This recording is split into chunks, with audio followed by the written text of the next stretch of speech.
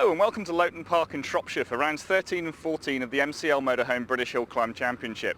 To start things off, I'm standing here with Scott Moran, double winner from Slelsley Walsh a couple of weeks ago. It was a good weekend for you at Slelsley. Yeah, I was well pleased to get the upper hand on Martin at Slelsley. It's one that I got to put on the scoreboard. Absolutely. Well, some cracking times going in, but nowhere near the record there. Was it too hot of a day at Slelsley? Do you think? I think it was a bit hot. Track wasn't particularly good. It was a bit dusty, as you probably see from the results.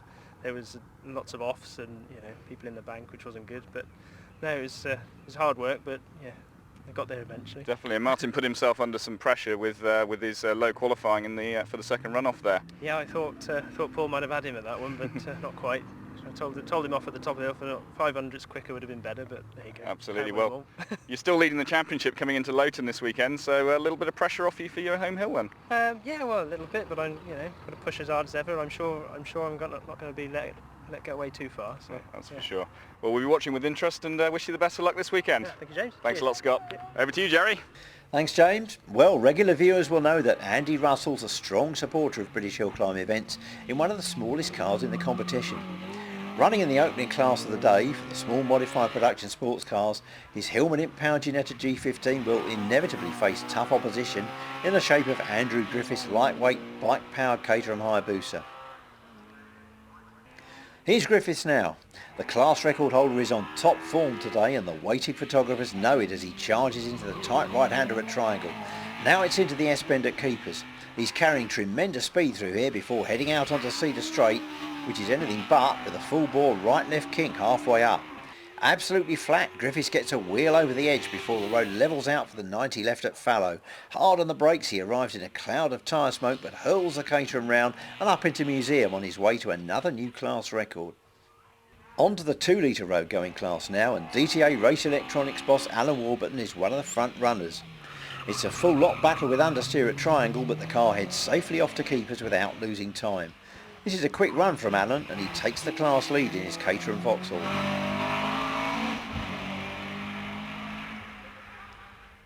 But just how long Warburton's lead lasts is in the hands of this man. Record holder Dave Wilson isn't about to relinquish his status as the class pace setter, and full bore up the straight he rides the curb through the Cedar Kink. Late braking into Fallow and he's on his way to another class win. The 2 litre saloon class is always well supported here at Loton. Let's take a look at the course with one of its regular competitors, Stuart Stelling. Up the rise after the start and we're into the first left-hander at Hall. Now comes one of the most difficult sections of the course, the long blind left-hander through loggerheads before the slight kink right and the downhill run to Fletcher's.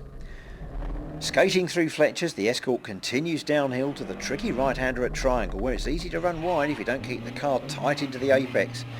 Stelling just manages to keep the Escort on the black stuff before heading for Keepers. It's essential to exit this crucial right-left as fast as possible to build up momentum for the fast Cedar Straight. Here's that camber kink halfway up. Take a deep breath and keep it flat.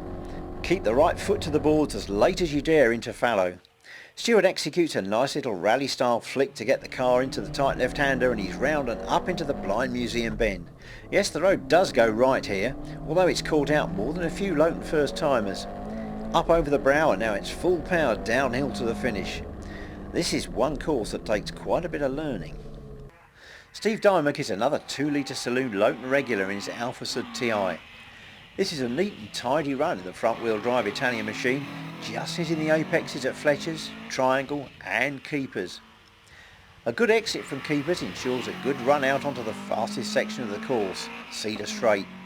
Sadly, this is where it all went wrong for Steve. Swift work by the marshals and rescue crews recovered the Alfa, and happily Steve was quite okay, though he's faced with quite a bit of work before his next outing. The Peugeot 205 is the current car of choice for 2 litre saloon success. Third in class after the first runs, Charlie Martin's GTI led Stelling's Escort by a mere 100th of a second, so let's see if he can increase his advantage. Safely out of Hall, he's attacking the long left at loggerheads hard. He's got that difficult section just about right and he's already into the run down to Fletcher's. Over the rumble strip and it's down into Triangle. Through the right-hander and Martin passes the point where the original Loton Hill Climb course began back in the 1960s. Then it was run by Severn Valley Motor Club before current organisers Hagley and District Light Car Club took over in 1970. Out of keepers and the Peugeot sets off up Cedar Straight.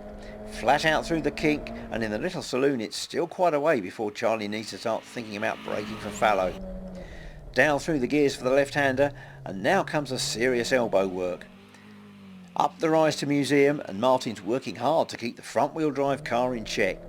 The finish is in sight, but with neither Martin nor Stelling improving their times, the Peugeot driver is safe in third place. But with Steve Bailey on sparkling form in his quick Mark 1 Escort, the French cars are certainly not going to have it all their own way at Loton today. The class is missing Peugeot regulars Tim Cross and Alex Hoyle. Their car's still in dock after that massive engine blow-up at Slelsley, but Bailey's really throwing the Escort up the hill in a bid to get on terms with the 205 of class leader Ralph Pinder. That's a spirited attack on Fletcher's. Can he keep it all under control for the all-important series of bends through triangle and keepers? Yes, that's quick and tidy as Steve sweeps past Loton's main spectator gallery, lifting a wheel over the rumble strip out of keepers as he keeps up the momentum onto the straight. He keeps the right foot buried and selects top gear for the kink, determined to keep it nailed right into the braking area for fallow. Now it's that long run into the tight 90 left. On the brakes and the car twitches this way and that. Bailey powers it through the bend, waving wheels over the apex. Just Museum to go now, and a dab of opposite lock out of the corner keeps the car on course for the blast over the finish. Well, even after all that hard work, Pinder remains over a second clear, but Bailey splits the two leading Peugeots. Out front from the start, Ralph Pinder has the class already sewn up. One of the original so-called Hagley hooligans, Ralph was one of the first members of Loton's organising club to put a Peugeot on its roof in a competitive event. He even has a t-shirt to prove it. But there are no such problems today. He rarely misses a British or Midland Championship event, and he's having a pretty good 2009 season. Pinder's a regular winner in the 2-litre saloon class, and you can see why, as this quick, smooth, no fireworks run gives him another win and puts him joint third overall in the Midland Hillclimb Championship. The UK Changes Midland Hillclimb Series, which for today's round is run within the MCL Motorhomes British Championship, takes place on the three Midlands hills at Loton, Prescott and Slelsley. It includes classes for both racing and road-going production cars. The racers can run on slicks, and here the man to beat at Loton in the 2-litre sports car class is Chris Child. He took the win here in April and followed it up today with another tyre-smoking victory in his Westfield Vauxhall. Jeff Tremlow is one of the most widely travelled competitors in British hill climbing. He journeys from farthest Cornwall on most weekends with his Subaru Impreza. Next week he's off to Scotland for his favourite hill climb at Doon. He's often in the silverware too, and today Jeff's long trek home will be made that much easier after another unlimited saloon car win. Mike Hall has been around for a good few years now. The father of dynamic fourth single-seater driver Will Hall, Mike's name has been synonymous with the Morgan Plus 8. Running with a series of progressively bigger Rover V8s, this latest one is a full 5-litre. It's been a difficult first couple of years with the new engine, but Mike's fortunes have at last turned the corner.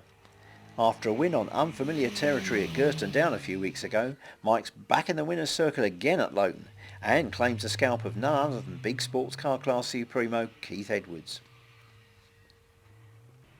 Edwards' short wheelbase Audi Quattro Sport, built by Keith Murray at Dialix Performance, is a pretty formidable piece of equipment in the hands of the Cumbrian garage owner. The 4-wheel drive turbocharged machine is rarely beaten in the big sports car class. This run looks like another quick one as he blasts out of keepers.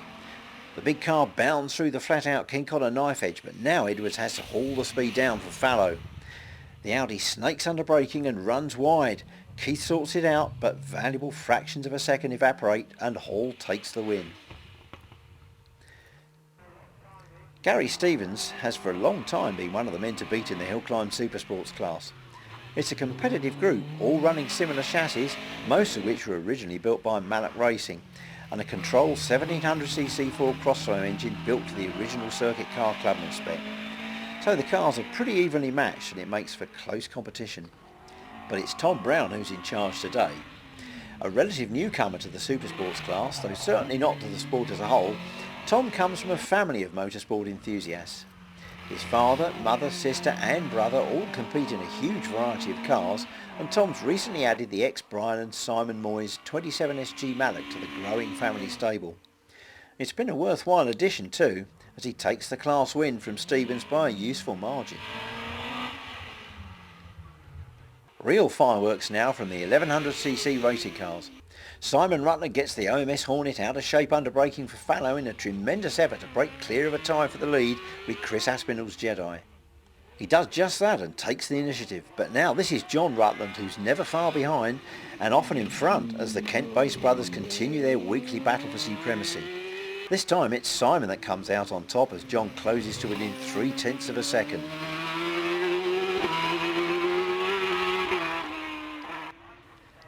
But now here's Aspinall. He almost loses the lot at Fletcher's in his bid to get back in charge of the class.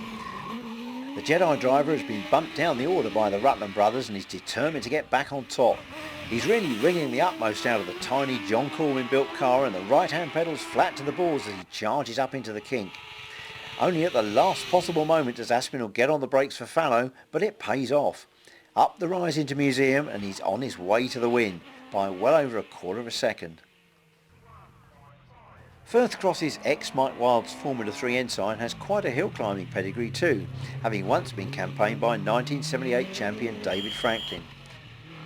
But like many other drivers today, Firth has indulged in a fair bit of corner cutting, and this has finally taken its toll on the rumble strip at Triangle. Marshals and rescue unit crews pitch in to effect repairs so that the track is in prime condition for the remaining single-seater classes and the British Championship runoffs, coming up in part 4. We're back again with more British hill climb action in a couple of minutes.